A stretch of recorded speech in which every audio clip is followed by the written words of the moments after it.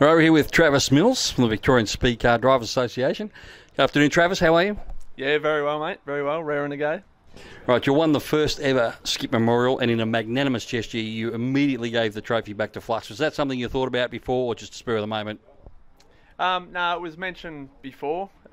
We got to the dice to accept the trophy, and I just found it was fitting. I thought Flux would really treasure that, being obviously, well, not only the first one, but something for his son Skip. It just seemed like the right thing to do. And of course, you would have known Skip for a long, long time. Your father, John Mills, was a former racer of very high standard, and Flux has been around forever. So your family's been around the sport as well. So you would have known him for a long time, anyway. Oh, I've known Skip ever since we were kids. Ever pretty much. Since Skip got out of nappies, I think. So, we've known each other basically our whole lives. So, to be, win the first one's definitely special. It was really good. Was there that little bit extra emotion because of who it was for? Oh, definitely, yeah. When it's one of your fellow racers and someone you've known your whole life, and just he was heavily involved in the club and the quarter midget club that my son races in. So there was a lot of ties there. So, it was a special one to win, probably one of the best ones I've won for sure. Right, the season so far for you started out with a win early on in the season, but then a few of the interstate guys have really come down here and picked all the money, but the last couple of weeks you've been back to great form.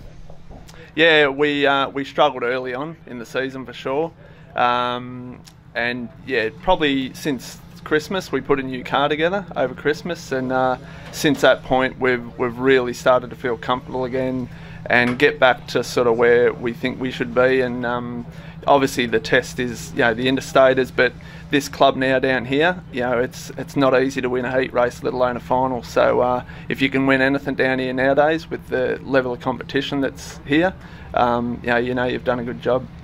You're probably like me because of your family involvement. I can remember, back when this club used to run at Melbourne Speed Bowl every second week, and the numbers were huge. Speed Bowl closed down, the guys had to travel, and they didn't want to do that, and the numbers really, really dived. And at times, there's been half a dozen cars. So it's got to be very heartening for you to have endured through all that and see how it's growing now.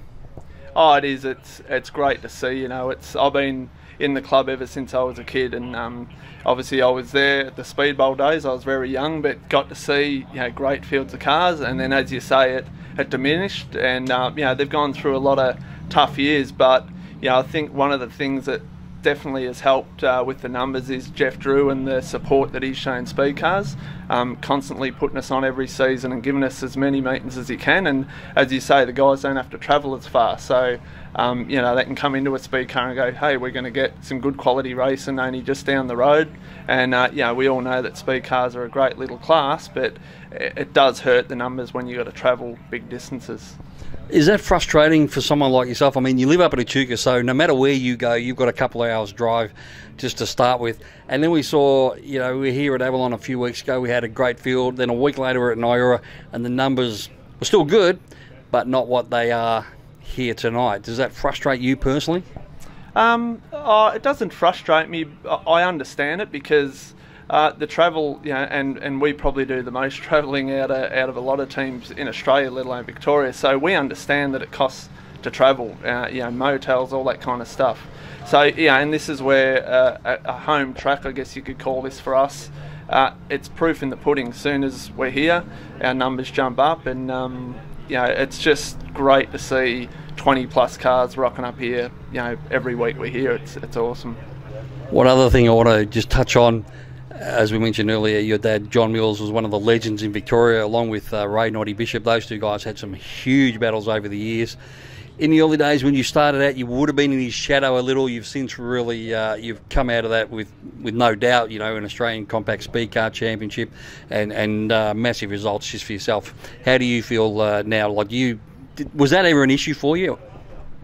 Early on, that's why I took number 10 instead of 11, because I didn't want to be in his shoes. So, no, I never really felt any pressure, but there's obviously, Dad's achieved a lot in his racing career. I wanted to achieve as much as I could achieve, and as it's turned out, we've had a good career. A lot of wins, a lot of losses, a lot of crashes, as probably he did. But yeah, I think I've forged my own career and built my own name, and that I can be proud of. So. Yeah, I think you're absolutely right there. So, who would you say is is the Ray Noddy Bishop to your dad? I think for me, you're talking. At the moment, for me. Look, there's a lot. Paul Farrell's been a tough competitor for me, especially over the last 3 or 4 years. Mark Brown had a lot of good battles with him before he unfortunately hung up the boots, and I think now young Caden is going to be the next one that I'm going to have a lot of battles with. I was just going to say that his son, so another third generation racer, is here tonight as well, and he did very well last time here, didn't he? So he's going to be a big challenge for you tonight, do you think? Oh, definitely. I think he's probably one of the main ones. He's, for his age, is putting together some super consistent laps. Doesn't make too many mistakes. He'll be up there, but I think there's Domain Ramsey and Paul Farrell and Andy Pearson. Yeah, they're all going to be somewhere thereabouts. And the club, what does it mean to you exactly, just from your personal point of view? It's basically my life. As I said, I've been involved in it my whole life, and I've been on the committee for 5 years. So it's in my heart, and when I go interstate, I race for Victoria. And I think that I wear that as a bit of a badge of honour, and I represent Victoria. So I'm very proud to be a Victorian, and we love being involved in the club. Now, as the son of a speed car racer, is fairly natural that you would gravitate towards it. But what is it about speed cars that keeps you here and stops you from looking at other things? I know you had a little bit of a play with a sprint car, but obviously there's something about the speed cars that you just love. Yeah, I love driving the cars. They're just so much fun to drive. So I think I think it probably suits my driving style just naturally. So it was always a bit of a natural gravitation to come back to speed cars. As you say, we've tried a few other classes, but speed cars for me, out of all the classes I've run, are by far the most fun for sure. I have to agree with you on that one. Congratulations and good luck tonight. Yeah, cheers, thank you. Ta. Have you heard of Australian Highline magazine?